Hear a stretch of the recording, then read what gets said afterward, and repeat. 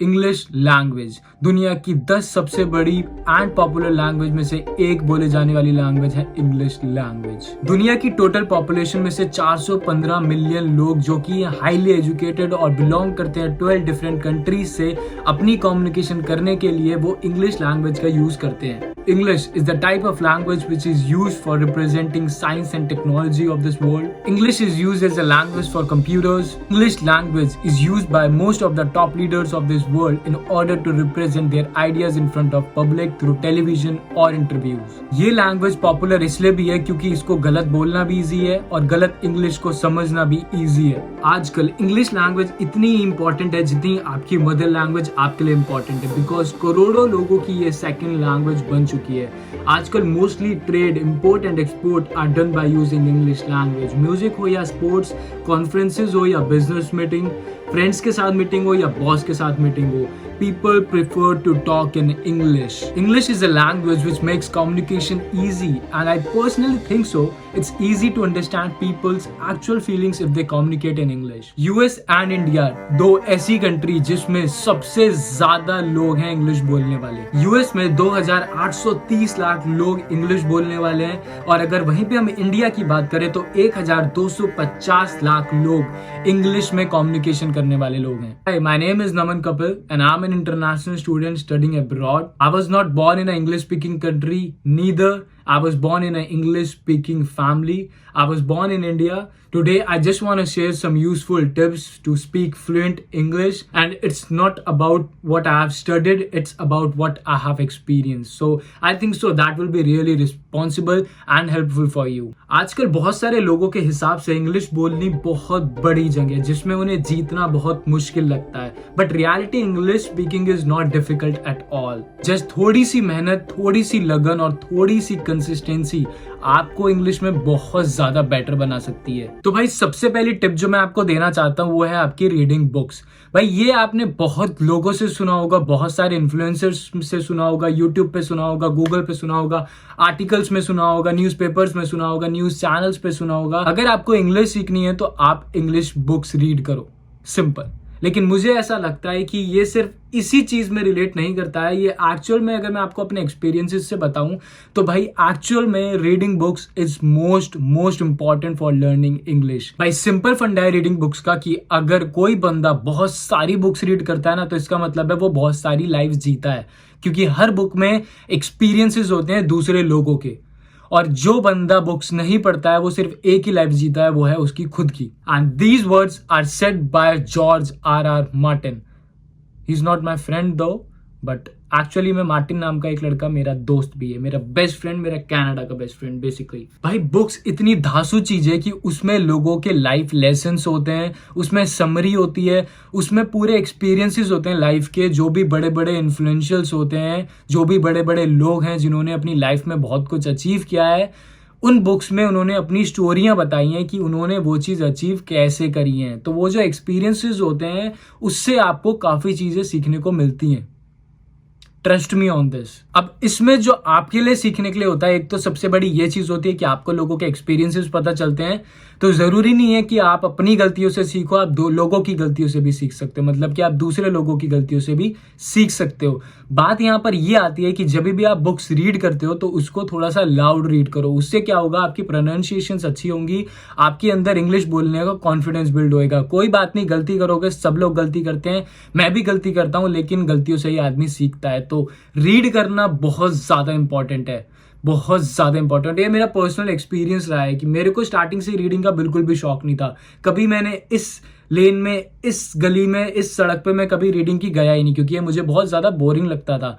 इसकी इंपॉर्टेंस मेरे को कभी किसी ने बताई नहीं थी, ना ही मैंने ये जानने की कोशिश करी थी। लेकिन जब मुझे इसकी वैल्यू पता चली ना, तो भाई मैं ये सोचता हूँ कि अगर मैं लाइफ में मर जाता तो भाई मैं बिना रीडिंग करे मर जाता, और मैं अपनी लाइफ में कितनी बड़ी चीज मिस कर देता।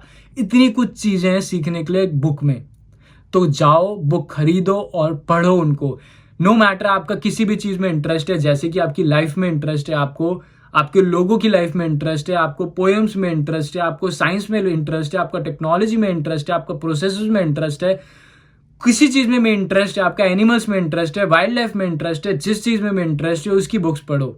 और अगर आपको अपनी लाइफ सुधारनी है तो भाई अपनी लाइफ एनहांसमेंट की बुक्स पढ़ो, वो बहुत ज़्यादा अच्छी बुक्स है। मैं आपको सच बताऊं तो वो पीछे मेरे शायद थोड़ी बहुत बुक्स पढ़ी हैं, उसमें इतनी ज़्यादा वैल्यू है कि मेरे को पूरी लाइफ के एक्सपीरियंस से नहीं मिल पाती जितनी मेरे को उस बुक्स से मिल गई है। तो उतनी ज़्यादा इंपॉर्टेंट होता है बुक्स रीड करना। अगर मैं आपको दूसरा सबसे बड़ा तरीका बताऊं ना इंग्लिश सीखने का, जो कि 100% काम करता ही करता है, और ज़रूरी नहीं है कि वो मेरे सिर्फ अपने एक्सपीरियंस से मैंने सीखा है, वो मैंने बहुत लोगों को ऑब्जर्व करके ये चीज़ें सीखी हैं कि बाकी लोग भी कैसे इंग्लिश को सीखते हैं।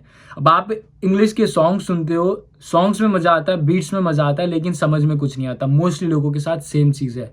तो क्यों ना हम उनको समझें, सीखें और उनके साथ गाएं। अब मैं आपको एक चीज बताता हूँ, आपके पास सब्सक्रिप्शन आता है, हमारे कनाडा में $9 का सब्सक्रिप्शन है around, I am not sure about that but yes something like that, और इंडिया में थोड़ा सा और सस्ता है। तो जब भी आप इंग्लिश सॉन्ग सुनते हो तो उसके सबटाइटल्स खोलो, अपने कान में ईयरफोन लगाओ और उनको अपने साथ गाओ, उन लोगों के साथ गाओ। उससे आपकी प्रोनाउंसिएशन बहुत अच्छी होगी, आपकी वोकैबुलरी बहुत अच्छी होगी, आपको इंग्लिश लिसनिंग में हेल्प होगी, आपको इंग्लिश स्पीकिंग में हेल्प होगी। और trust me on this too, ये रियली रियली बेनिफिशियल मतलब एक प्रोसेस है जो कि अगर आप फॉलो करोगे तो आपको 100% हेल्प होने वाली है। हम सबको इंग्लिश मूवीज, इंग्लिश सॉन्ग सुनने, गाने पसंद है, लेकिन हम वो तभी कर पाएंगे जब हमें वो चीजें समझ में आएंगी। तो क्यों ना हम उसको समझें, क्यों ना हम उस अनप्रोडक्टिव वे को प्रोडक्टिव वे में यूज करें, मतलब कि थोड़ा सा कन्वर्जन कर दें। अब अगर मैं थर्ड इंपॉर्टेंट चीज मैं आपके साथ शेयर करूं तो भाई ये मेरी बात हमेशा मानना कि इंग्लिश को इंग्लिश में ही समझना। मुझे पता है कि ये थोड़ा सा फुलिश आइडिया आपको लग रहा है, इस टाइम पे आप सोच रहे हो कि ये क्या पागल बंदा है, क्या पागल चीज बता रहा है, लेकिन एक्चुअली में हम लोगों की ये मेंटालिटी होती है कि हम लोग इंग्लिश को हिंदी में ट्रांसलेट करके समझने की कोशिश करते हैं। एक्चुअली में यही होता है। और जब हम लोग बोलते भी हैं तो हम हिंदी को इंग्लिश में ट्रांसलेट करके बोलते हैं, अपने माइंड में ही हम चीजें बना लेते हैं बोलने से पहले, तब हम बोलते हैं। और आधी टाइम हम बोल ही नहीं पाते हैं क्योंकि हम लोग श्योर ही नहीं होते हैं कि हम लोग बोलने का चाहते हैं और हम लोग बोल क्या रहे हैं, क्या हम सही बोल रहे हैं कि नहीं बोल रहे हैं। थोड़ा सा कंफ्यूजिंग ये प्रोसेस है, लेकिन सिंपल वर्ड्स में अगर आपको ये बताऊं तो इंग्लिश को इंग्लिश में ही समझने की कोशिश करना, उसको अपनी नेटिव लैंग्वेज में ट्रांसलेट करके समझने की कोशिश मत करना, क्योंकि वो चीज़ होती है जो कि आपकी इंग्लिश थोड़ी सी बिगाड़ेगी। तो ऐसी चीज़ें करनी no no no no no. इस दुनिया की सबसे बड़ी तुम्हें एक चीज बताता हूं इंग्लिश सीखने के लिए, एक प्रोसीजर बताता हूं, एक प्लान बताता हूं जो कि 100% आपके लिए काम करेगा। हम ह्यूमन बिहेवियर में, हमारे ह्यूमन ब्रेन में एक टेंडेंसी होती है कि हम लोग अपने ही आप से बात करते हैं, जिसे कहते हैं सेल्फ टॉक। हमारे 24 घंटे दिमाग में कुछ ना कुछ चलता रहता है, हम लोग आपस में ही अपने आप से बातें करते रहते हैं, किसी भी टॉपिक से रिलेटेड कुछ भी होगा, लेकिन हमारे दिमाग में वो चीज चलती रहती है। तो जब भी वो चीज आप सेल्फ टॉक करते हो, जब भी वो चीज आप अपने दिमाग में चलाते हो, तो क्यों ना उसको इंग्लिश में सोचा जाए। Instead of doing this self talk in your native language, let's do that in English language. ये चीज अगर आप प्रैक्टिस करोगे ना तो भाई ये चीज आपका गेम 100% चेंज कर देगी और आपको इस जंग में जीतने में बहुत ज्यादा हेल्प होगी। अब अगर तुम्हें एक और मैं फ्री का तरीका बताऊं तो भाई ये भी तरीका बहुत प्यारा है और ये तरीका मैं खुद यूज करता हूँ।